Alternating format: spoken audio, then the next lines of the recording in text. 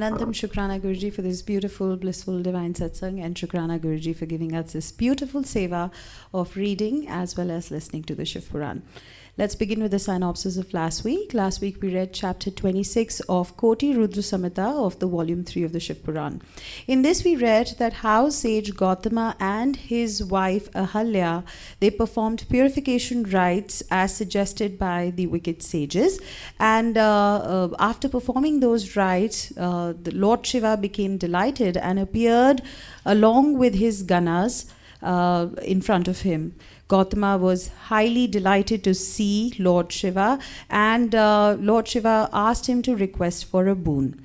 So Gautama requested Lord Shiva to make him sinless because he thought he had killed the calf, but Lord Shiva gave him a detailed description of how the wicked sages had deceived him. So Gautama, when he heard about it, he in fact was grateful for those wicked sages, because had it not been for those sages, he would not have performed those rites and he would not have had the vision of Lord Shiva. So hearing all this, Lord Shiva was extremely delighted and asked him to request for an excellent boon. Now after this, hearing this, Gautama, for the welfare of the world, requested Lord Shiva to give him Ganga. Lord Shiva agreed, and Ganga appeared in form of a lady in front of him. After eulogizing Ganga, he requested Ganga to be with him. So Ganga agreed, and Lord Shiva told Ganga that she would stay there till the advent of Kali Yuga. Ganga agreed, but she also requested Lord Shiva to stay there along with Goddess Parvati, and Lord Shiva agreed to that. All the gods and sages in the meantime came there and eulogized Ganga and Parvati. And Ganga and Parvati were extremely delighted and requested this, asked these gods to request for a boon. So all the gods requested Ganga to stay there. Now Ganga asked them what was the reason for her to stay there. So all the gods told Ganga that they become unclean by cleaning the sins of all the people for 11 years. And then when Jupiter goes in the zodiac of Leo in the 12th year, that's when the gods will go to Ganga and wash off their sins there. So Ganga agreed to it, but she also requested Lord Shiva to be there. And since that time, Lord Shiva and Ganga are there. Lord Shiva's phallic image is called Trayambaka, and Ganga became famous as Gautami. And worshipping both of these forms not only destroys all the sin, it also yields all the worldly pleasures. Today we will read chapter 27, which is the greatness of Jyotirlinga Trayambakeshwara, and chapter 28, the glory of Jyotirlinga Vedinatheshwara. Shruti Aunty will be reading these chapters in English, and we do not have Hindi reading. If you're interested in reading the Shivpuran, you can reach out to Seema Aunty, Rashmi Aunty, or me, and we can fix up a reading for you.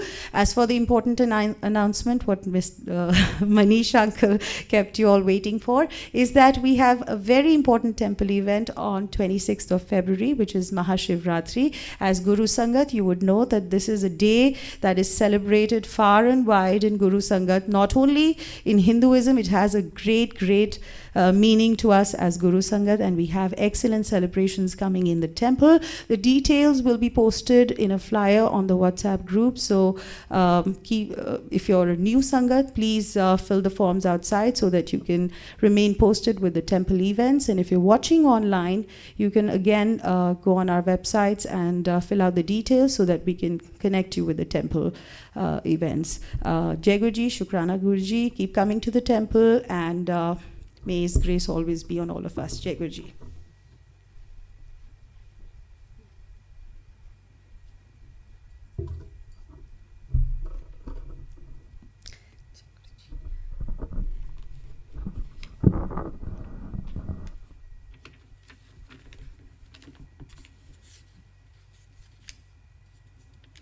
Jai Guruji will be reading chapter 27, the greatness of Jyotirlinga Trayambakeshwara.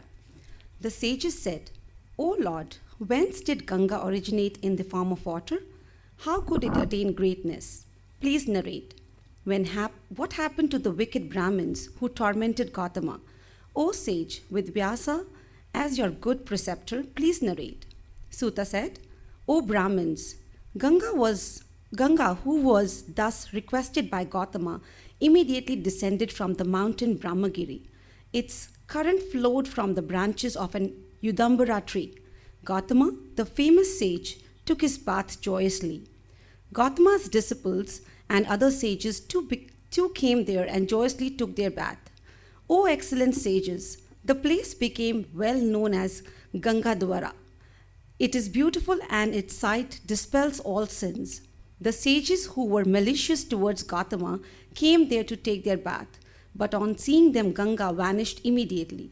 Then Gautama hastened to that place and eulogized Ganga again and again with palms joined in reverence and head bowed down. He then spoke. Gautama said, whether these are blind in their arrogance due to their affluence, whether they are good or bad, you shall grant them vision by the virtue of this holy religion. Suta said, O excellent sages, then a voice arose from the firmament. Please listen to the excellent words that Ganga spoke. These are the most wicked sages, most ungrateful and traitors to their Lord. They are knaves and blasphemous heretics. They are unworthy of sight. Gautama said, Mother, please hear the words of the great Lord, which you shall make truthful. The Lord has said, I became sanctified by the person who in this world helps those who harm him. Suta said, on hearing the words of sage Gautama, the great Atman, the voice rose again from the firmament above Ganga. O sage Gautama, what is said by you is true. These are auspicious words. Still let them perform expiatory rites in brief. At your behest and particularly under your guidance, they shall circumambulate this mountain. Then those wicked persons will be authorized in having a vision of mine. O sage, this truth I mention to you. On hearing these words, the sages did so duly after dejected requesting Gautama, our offense shall be excused. When they did so, a ditch named Kosavatra, just beneath Gangadwara, was made by Gautama with her permission. The sacred river flowed thence for the pleasure of sage. Kusavarta became a famous and excellent place for pilgrimage. A man who takes bath there becomes worthy of attaining salvation immediately after eschewing the sins and securing perfect knowledge, which is difficult of access. Gautama and other sages mixed with one another. Those who had been ungrateful before were ashamed of their wickedness. O Suta, this narrative has been heard by us in another manner. We shall mention it. According to that, the infuriated Gautama cursed the Brahmins. May this be known to you. Suta said, O Brahmins, that is also true, for that happened in a different kalpa. O great ones of good rites, I shall describe the particular points of that story also. On seeing the sages distressed by the famine, Gautama performed a great penance with god Varuna as the object of his worship. Through Varuna's Maya, he caused a perennial supply of water. Then he made them sow food grains and barleys in plenty. Thus the excellent sage Gautama, eager to help others, offered them sufficient food, thanks to the power of his penance. Once the wicked wives of those sages, feeling insulted in an incident overtaking water, became furious and complained to their husbands slandering Gautama. With their minds thus prejudiced, the evil-minded Brahmins created an artificial cow grazing in his grain field. On seeing a cow eating his food grains, Gautama struck it mightily with a blade of grass, trying to ward it off. The cow fell down immediately, being touched by the blade of grass. O Brahmins, it died in an instant due to the forces of unavoidable destiny. Then the wicked sages held a gathering and said, Oh, a cow has been killed by Gautama. Then Gautama was frightened, thinking that a cow had been killed. Along with his wife Ahalya, his disciples, the devotees of Shiva, he began to wonder. Then the excellent sage Gautama realized the truth and was angry. He cursed the sages. Gautama said, You are evil-minded, desiring to put me in distress, as I am a devotee of Shiva. Hence you shall be averse to the Vedas always. Henceforth your faith in the rites of the Vedas, particularly with reference to the path of Shiva yielding salvation, shall cease to exist. Henceforth your attention, strayed from the path of salvation, will be delivered to evil paths extraneous to the tenets of the Vedas. From today, let your foreheads be smeared with clay. Fall ye all deep down into the hell, O Brahmins with foreheads smeared with clay. You will not have Shiva as your sole deity. You will be considering the matchless Shiva on a par with other gods. You will never have any interest in Shiva's worship and other rites, in devotees staunchly faithful to Shiva, and in festivals of Shiva. Let all these curses causing misery descend on your progeny as well. All your descendants, sons, grandsons, and others, O Brahmins, shall be non-Saivites. You shall stay certainly in hell along with your sons. Afterwards, you shall be born as Chandalas, harassed by miseries and poverty. You shall be rogues, censoring others and marked with red-hot seals. Sutta said, after cursing the sages, Gautama returned to his hermitage. He performed the devotional rites of Shiva and became very holy. Then the Brahmins and sages, distressed by the curses of Gautama, put up their residence in Kashi. They were excluded from rites of Shiva. Their sons too remained excluded from sacred rites of Shiva. In future, in the Kali age too, they will be born as rogues and illiterate ordinary people. O excellent sages, thus I have narrated their stories. O intelligent ones, their previous story has been heard by all. Thus the origin of Gautami river has been narrated to you. So all its glory destructive of all sins. The glory of Jyotirlinga Triambaka is also narrated to you. On hearing this, one is released from all sins. There is no doubt about this. Hereafter I shall narrate the glory of Jyotirlinga Vedyanasheshvara, which dispels all sins. May it be heard. Chapter 28, the glory of Jyotirlinga Vedyanatheshvara. Sutta said, Ravana, the arrogant and prestige-minded leader of Rakshasa, propitiated Shiva with devotion on the excellent mountain Kailasha. Though the worship continued for a long time, Shiva was not delighted. Then Ravana performed another penance to delight Shiva. The glorious Ravana, scion of the family of Pulastya, dug a deep ditch among the groves of trees on the southern side of Himavat, the mountain that is usually the spot of Siddhi. O Brahmins, he then kindled fire within it. Near it, he installed the idol of Shiva and performed a sacrifice. He performed 3 types of penance. During the summer, he stationed himself in the midst of 5 fires. During rainy days, he lay on the bare ground, and in the winter, he stood within water and performed his penance. Thus, he performed penance a great deal. Even then, Shiva, the supreme soul, difficult to be propitiated by the wicked, was not delighted. Then the ambitious Ravana, a lord of Daityas, began to worship Shiva by cutting off his heads. In the due performance of the worship, he cut off his head one by one. Thus, when he had cut off his 9 heads and 1 head remained, the delighted Shiva, favorably disposed towards his devotees, appeared in front of him.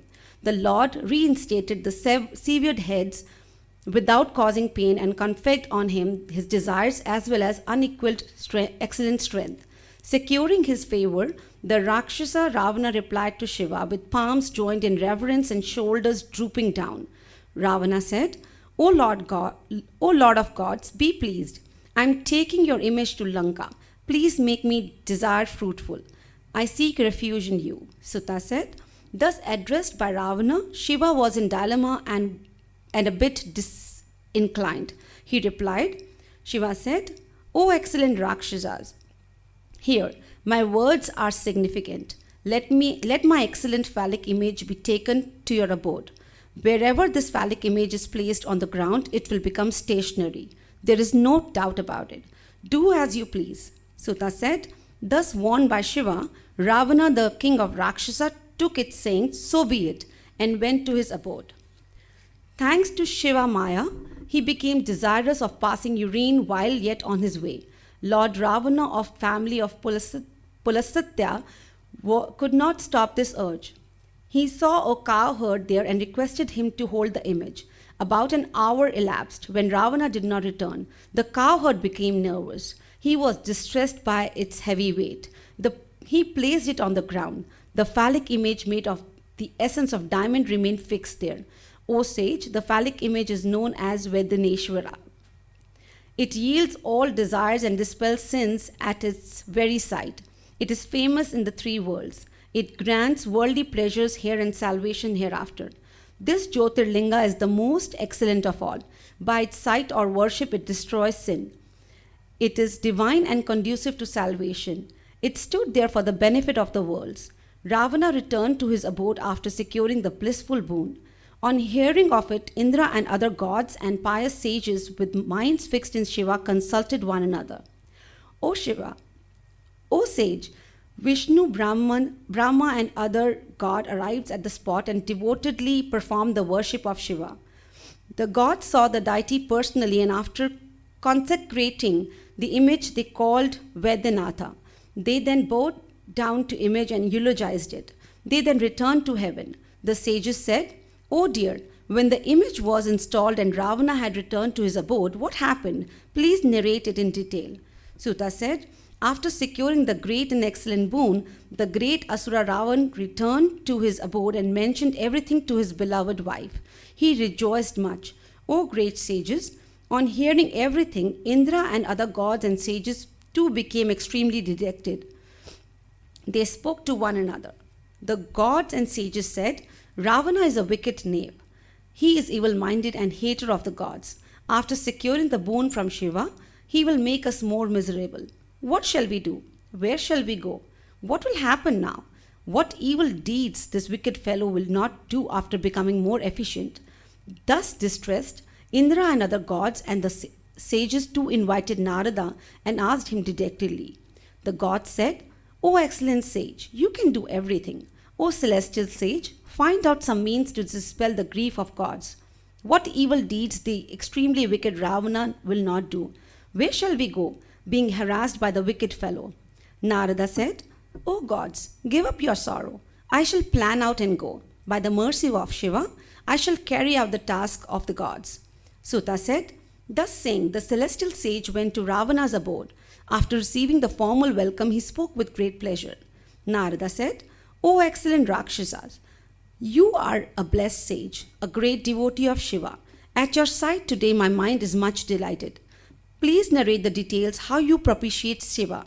Thus asked by him, Ravana replied. Ravana said, 'O great sage, after going to Kailasha for penance, I performed a severe penance for a long time. O sage, when Shiva was not pleased, I returned from there to the grove and resumed penance. Standing in the midst of five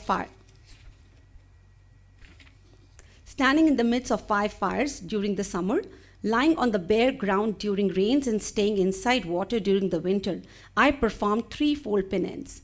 O great sage, thus I performed a severe penance there. Still Shiva was not even slightly pleased with me. I then became angry. I dug a ditch in the ground and kindled fire. I made earthen idols. By waving lights in the course of worship, I worshipped Shiva with scents, sandal paste, incense, and food offerings. Shiva was propitiated by me by obeisances, eulogizes, songs, dance, musical instrument, and mystic gestures of faces and fingers. By such different modes and various other means, Lord Shiva was worshipped by me according to the rules laid down in the Shastras. When Lord Shiva was not pleased and did not appear in my presence, I was distressed, as I could not obtain the fruits of penance. Fie upon my body, fie upon my strength, fie upon my penance. Saying this, I performed several sacrifices in the fire that had kept me there. Then I thought, I will cast off my body into fire. Thereafter, I cut off my heads one by one, purified them, and offered them to the fire. Thus 9 heads were offered by me. O excellent sage, when I was about to cut off my 10th head, Shiva appeared before me as a mass of splendor. The Lord, favorably disposed towards his devotees, immediately spoke to me. I am delighted. Mention the boon you wish to have. I shall grant you what you desire in your mind. When Lord Shiva said this, I eulogized and bowed to him with palms joined in great devotion. Then I requested the Lord, O Lord of gods, if you are pleased, nothing will be inaccessible to me. Please give me unequaled strength. All that I had desired in my mind was granted by the merciful and satisfied Shiva, saying the words, so be it. Reinstating my heads like a physician, they were glanced at by Shiva, the Supreme Soul, with unfailing benign look. When this was done, my body regained its former state. Thanks to his grace, all benefits were derived by me. Then, requested by me, Shiva stayed there permanently in the name of Vedneshwara. He has now become famous in the three worlds. Lord Shiva, in the form of Jyotirlinga, confers worldly pleasures and salvation by his sight and worship. He is the benefactor of all in the world. I particularly worshipped that Jyotirlinga and bowed to it. I have returned home and intend to conquer the three worlds. Sutta said, the celestial sage was excited on hearing his words. Laughing within himself, Narada spoke to Ravana. Narada said, may this be heard, O excellent Rakshasa. I shall tell you what is beneficial to you. You shall do as I say, and not otherwise at any cost. What you said just now, that everything was granted by Shiva, should never be taken for granted. What will he not say in this state of mental aberration? It will never come out to be true. How can it be proved? You are my favorite. Hence, you shall go again and do this for your own benefit. You shall endeavor to lift up Kailasha. Everything will come out to be fruitful only when Kailasha is lifted up. It is doubtlessly so. You replace it as before and return happily. Decide ultimately and do as you wish. Sutta said, Ravana, deluded by fate, considered it beneficial when thus advised. Believing in the advice of sage, he went to Kailasha. Reaching there, he lifted up the mountain. Everything on the mountain became topsy-turvy and mixed up with one another. On seeing it, Shiva said, What has happened? Shiva laughed and replied. Shiva said, you have got the return of favoring your disciple indeed. Something good has happened through this discipline. Now that an unequaled strength has been bestowed on a quiet soul who is a great hero. Sutta said, on hearing the words of Shiva, with a veiled hint, Lord Shiva considered Ravana ungrateful. He cursed him for being arrogant of his strength. Lord Shiva said, O Ravana, O base devotee, O wicked-minded, do not be arrogant. A destroyer of the arrogance of your mighty hands will come soon. Sutta said, what thus happened there Narada too heard. Ravana, delighted in his mind, returned to his abode. Coming to his firm decision, the mighty Ravana, deluded of his own strength, destroyed the arrogance of his enemies and brought the whole universe under his control. Due to the divine weapons and great strength secured at the behest of Shiva, there was none to counter-challenge Ravana in fight. By listening to this glory of Lord Vednatha, the sinner gets their sins reduced to ashes. Jai Guruji, that concludes chapter 28. Shukrana Guruji for this blessing. Jai Guruji.